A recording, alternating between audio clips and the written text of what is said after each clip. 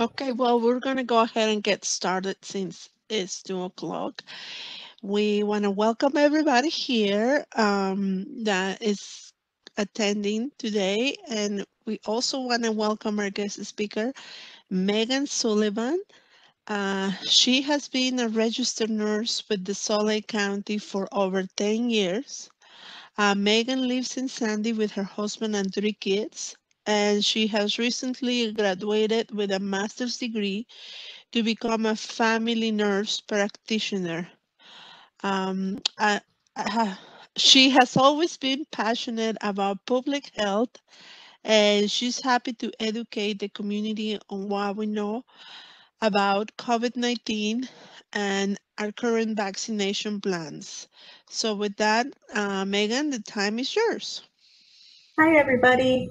I was hoping at this point in the year I would have more information and more solid facts and progress for you, but we'll go over what we have so far and what we're doing.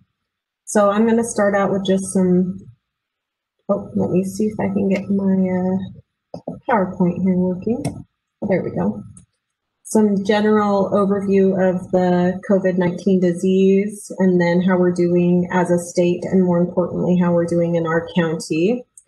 The current treatment options and research on treatment options, and then we'll go over research trials both in vaccine research and in treatment research. And I'll let you know where we're at. So COVID-19 is caused by the coronavirus. It's a SARS virus, which is part of a large family of viruses that are common not only in people, but in different species of animals. It's a respiratory illness that spreads person to person, and very rarely animal coronaviruses can infect people and spread from between people and animals. COVID-19 specifically is a new disease. It's caused by a novel coronavirus that has not been seen before in humans. The spread of COVID-19 is mainly from person-to-person direct contact, people who are physically near each other, and the CDC guidelines say within 6 feet, more than 15 minutes, you're at high risk for catching it. People who are infected but don't show symptoms can still spread the virus to other people, but how easily it spreads from person to person just kind of varies from person to person. It spreads more effectively and efficiently than the flu virus does, but not as efficiently as other viruses such as the measles virus, which is the most contagious virus known to people. COVID-19 sometimes can be spread by airborne transmissions, but in the cases they found that happening, the transmissions occurred within enclosed spaces that had inadequate ventilation. And most often the people were either breathing heavily on ventilators, singing, or exercising. And less commonly, COVID-19 can spread from contact with contaminated surfaces, but that is not actually as common as it seems. Respiratory droplets can land on surfaces, and if someone touches that surface or object and has the virus and then touches their mouth, nose, or eyes, it could spread that way, which is why it's important to always be washing your hands and sanitizing surfaces. Rarely, they've found a spread of COVID-19 between people and animals. There has been a small number of pets worldwide that have been infected from people.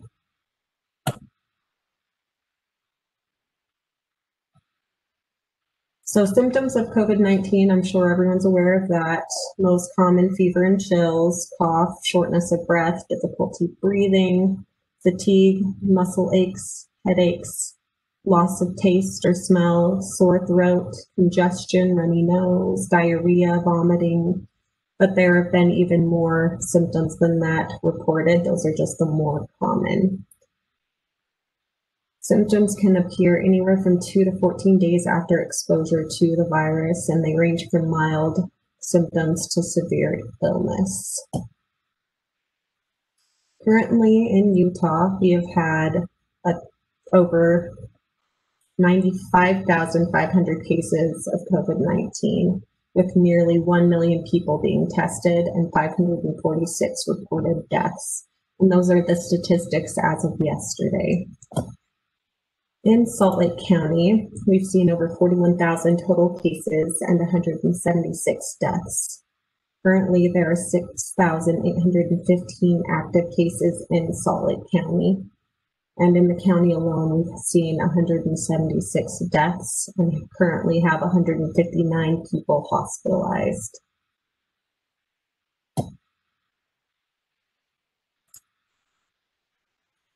This is the spread of COVID-19 by age group since the pandemic has begun, and this is just in Utah.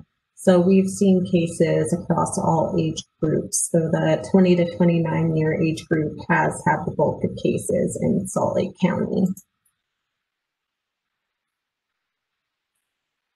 And again, this is just our current active cases in Salt Lake County, and the 20 to 29 age bracket again has the majority of cases. This is current hospitalizations by age. This is just statistics that were gathered from October 6th until now. And you can see people from all age groups have been hospitalized with COVID-19. Since October 6th in Salt Lake County, there have been 23 reported deaths, with 22 of those deaths occurring in people over the age of 60.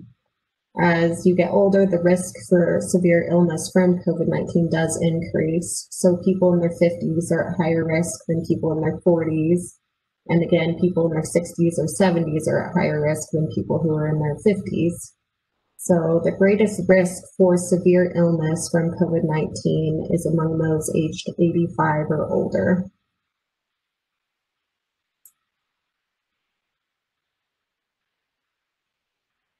So men are at higher risk of death than women, with 17 of those 23 deaths occurring in the male population just in the past couple of weeks. And they've seen that nationwide and worldwide as well, that men are at higher risk.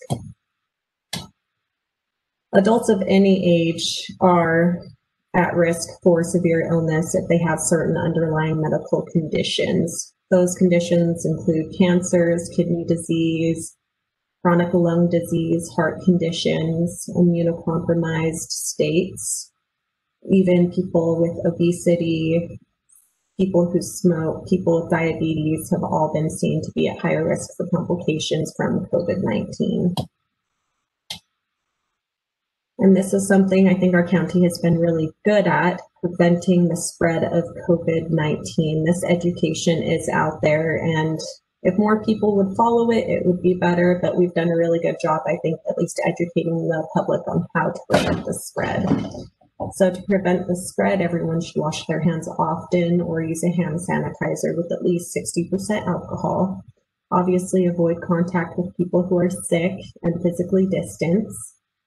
Wear masks when you're out in public. Clean and disinfect frequently touched surfaces and objects. And the CDC recommends, social distancing, and we already went over that. So if someone does get sick with COVID-19, the most common thing we recommend in the medical profession is supportive care for those with a mild illness, and that can just include staying at home if you don't need to see the doctor if it's not an emergency. And you can take pain relievers such as ibuprofen or Tylenol, cough syrups, rest, get adequately hydrated, drink lots of fluids. And I know that there was a study, or not a study, some French doctors were advising against using ibuprofen based on just some observations they made that people who took ibuprofen developed serious illness. But those were observations only and not actually based on scientific studies. So the WHO, the World Health Organization, does say that you can take Tylenol or ibuprofen if you need to, if you get sick with COVID-19. Current treatment of COVID-19 includes clinical management that mainly focuses on supportive care, so supplemental oxygen, ventilators if needed. There isn't a cure for COVID-19. Antibiotics are an effective for viral infections. And there's no medication that's currently recommended to treat or cure COVID-19 itself. The CDC has published guidelines based on the severity of a person's disease and coexisting medical conditions that doctors can use to help guide them through the treatment of people with severe COVID-19. And research has a variety of possible treatments, and those treatments are included in the CDC treatment guidelines. So one of the medications that we've heard a lot of buzz about is remdesivir, which the FDA has granted emergency use authorization for it. It is an antiviral IV intravenous drug that prevents the virus from replicating. The drug is still in human research trials to test its efficacy with COVID-19, but preliminary results showed that it did significantly reduce the time of recovery compared to those that did not receive it. It's recommended for people who are hospitalized and on supplemental oxygen, but not requiring invasive ventilation measures, such as being on a ventilator or forced ventilation. Another treatment that they have been recommending for certain people is dexamethasone, which is a corticosteroid.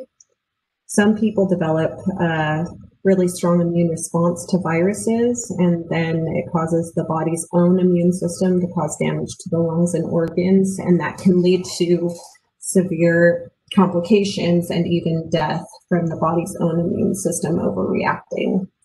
A report recently came out showing that dexamethasone decreased the risk of dying in very ill hospitalized COVID-19 patients. The problem with this treatment plan is that if they give a corticosteroid too soon, it can blunt the body's natural defense system, so prevent it from responding to the virus to fight it off, and that could allow the virus to thrive. So they're looking at giving dexamethasone and corticosteroids when lab studies say that the immune system is going into overdrive, but the viral load is decreasing. So that might be a good point at which to start the corticosteroids, but they are doing more studies to actually confirm the drug's effectiveness.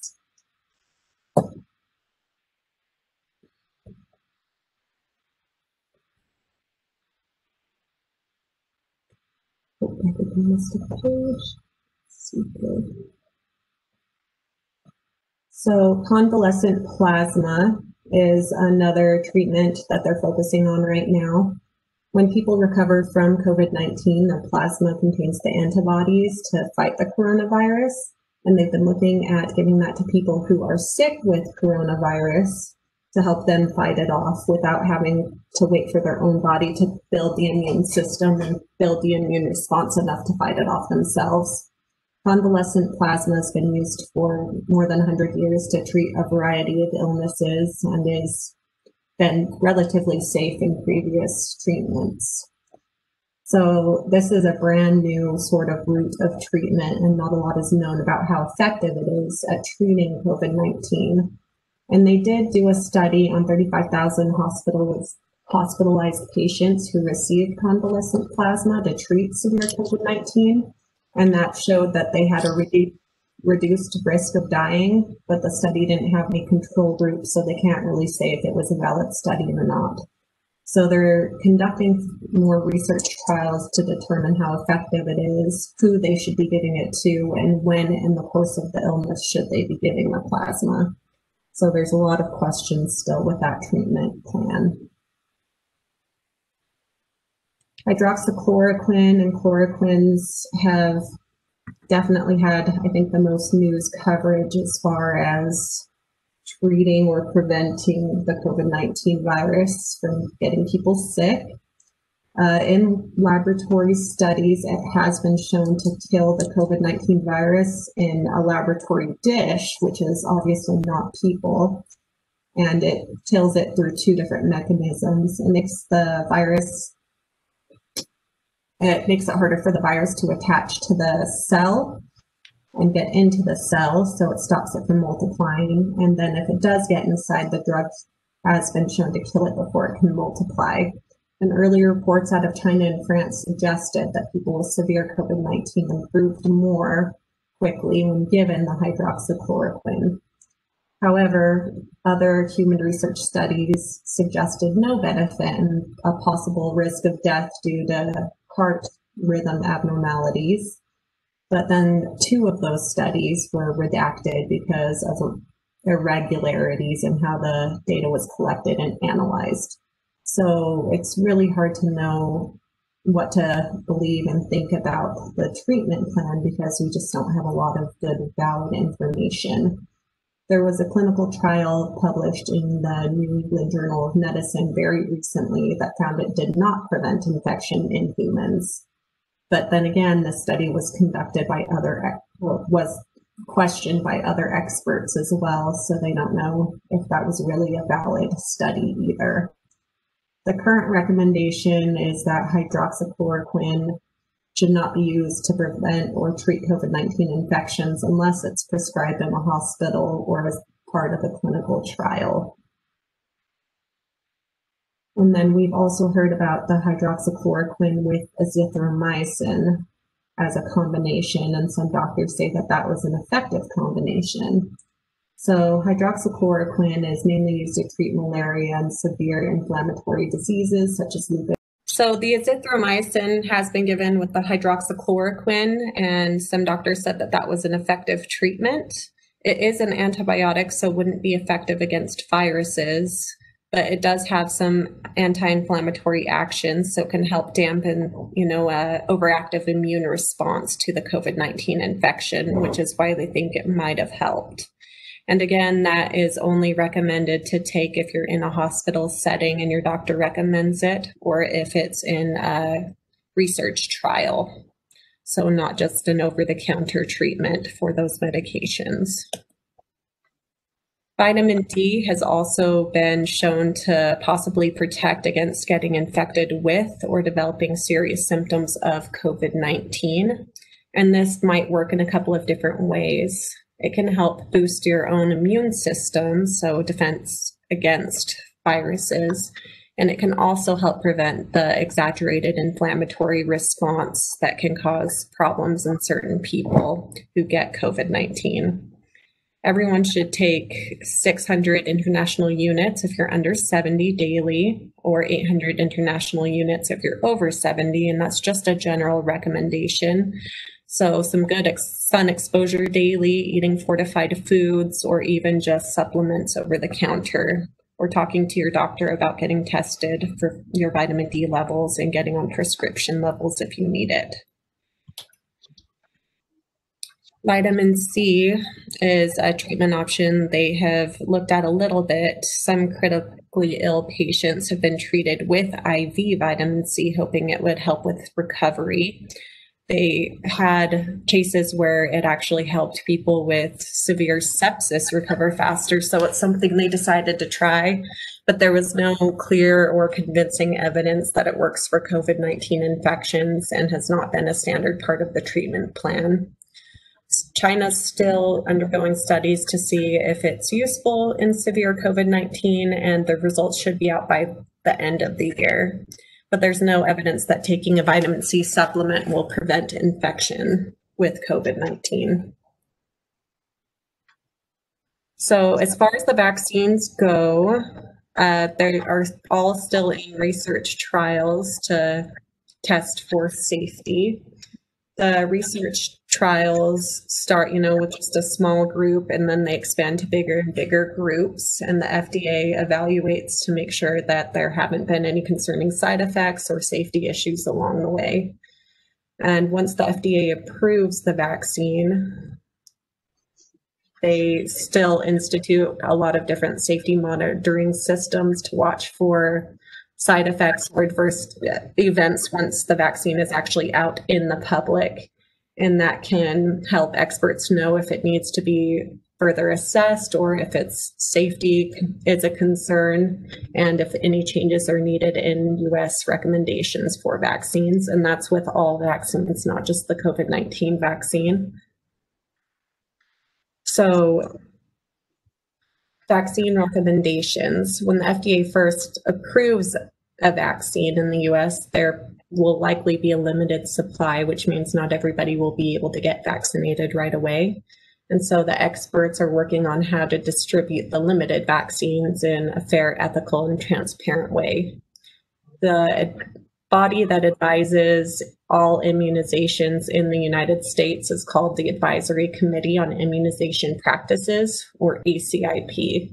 And they are the ones who will make the recommendations on who to give the vaccines to. And generally, they look at benefit versus risk. So those who are at highest risk for complication from the disease.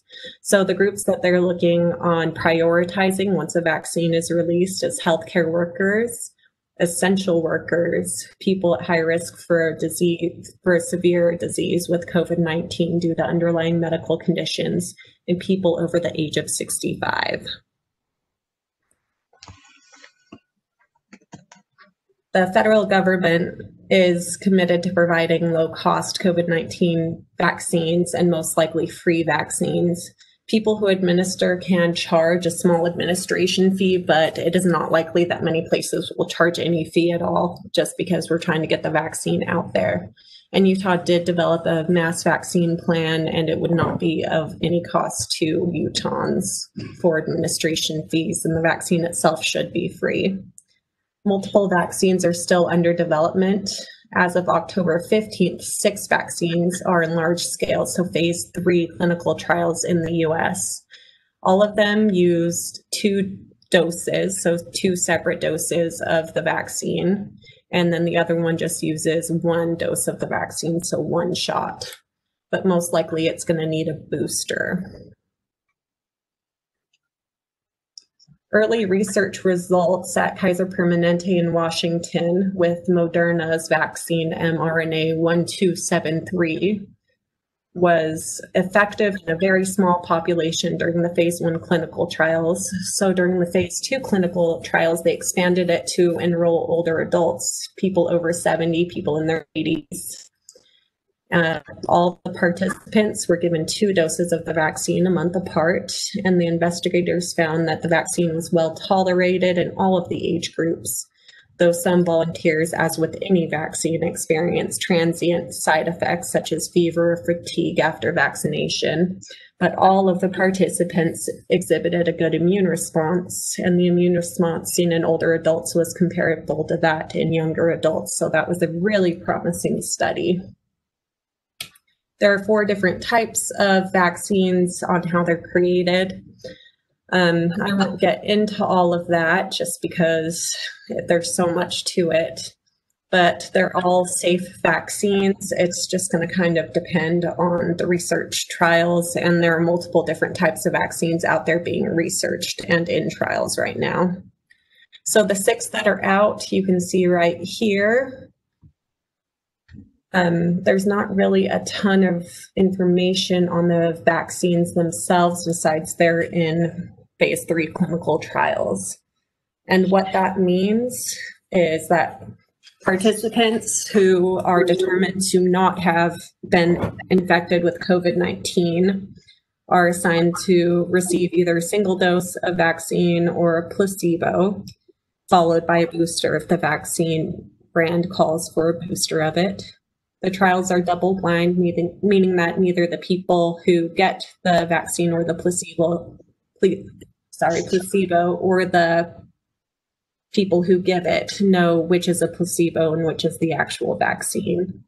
And then the researchers follow the participants closely to make sure there's no side effects, and they follow up with blood samples to see if they're showing any immunity to the vaccine. And they'll collect those blood samples over likely a period of years to determine if that immunity wanes, if it goes away over time and they need further boosters, or if it remains effective against COVID-19.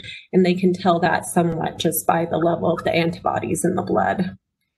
The researchers will also compare the 2 groups to see if fewer people get sick who are in the vaccine group versus the placebo group, which is another way they monitor the efficacy of vaccines.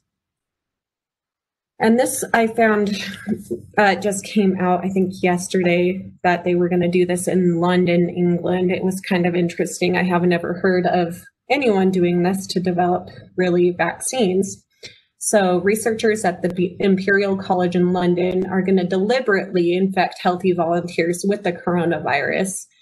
And this will start in January. And they want to find a dose that they can reliably infect everyone who they give it to with the coronavirus. And then in late spring, they'll begin to give people different immunizations and then infect them to actually test the vaccine against the COVID-19 virus itself.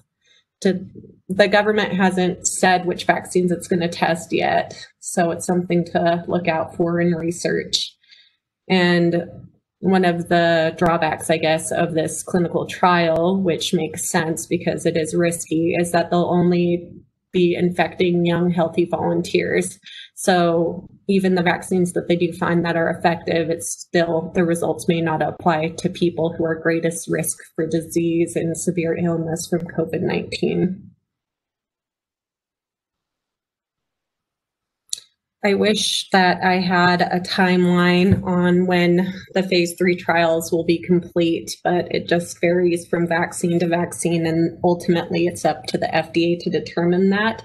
And they have not released any information about how long they plan on keeping the vaccine trials in phase 3. So the goal of Operation Warp Speed, which was developed by the government, was to produce and deliver 300 million doses of safe and effective vaccine, with initial doses available by January. But there's just no guarantee that the clinical trials will be completed and approved by that time. And in order to accelerate that process, essentially, they just pushed through development, manufacturing, and they plan on helping with distribution of vaccines, therapeutics, diagnostics, testing kits, making sure everyone's funded, that we have enough needles, that we have enough employees, that everything is in line. So they actually mandated that every state develop and submit a master distribution plan for the COVID-19 vaccine. So when the vaccine is available, the state will be ready to go and get it delivered to the masses and get everybody immunized as fast as they can. And I wish I had more for you, but that's where we're at, unfortunately, in the progress of vaccines that we have access to the information for. Does anyone have questions?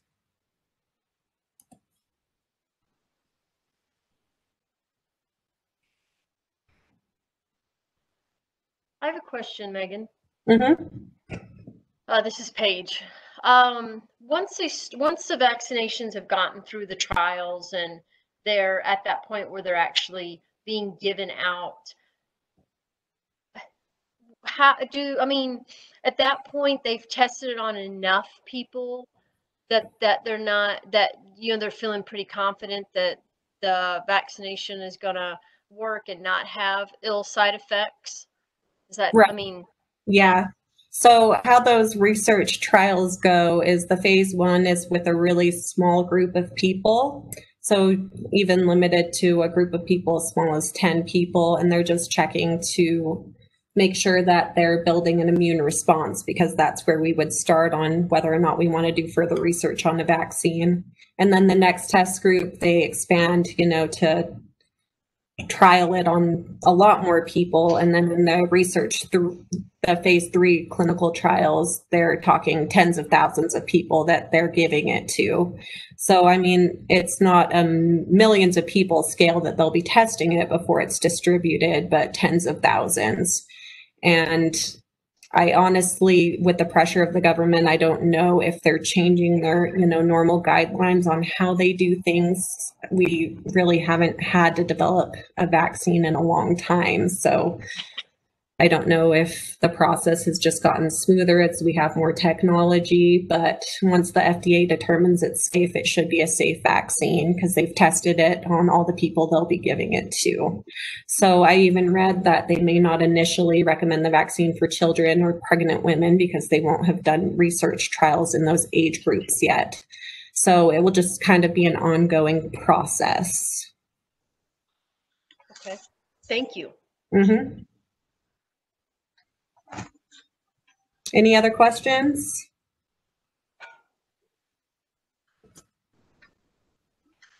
Mm.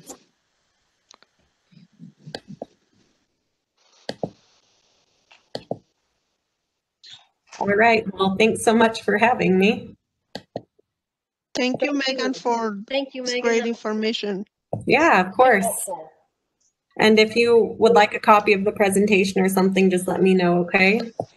Okay, yeah, we'll do that. Thanks. So thank you everybody for being here today.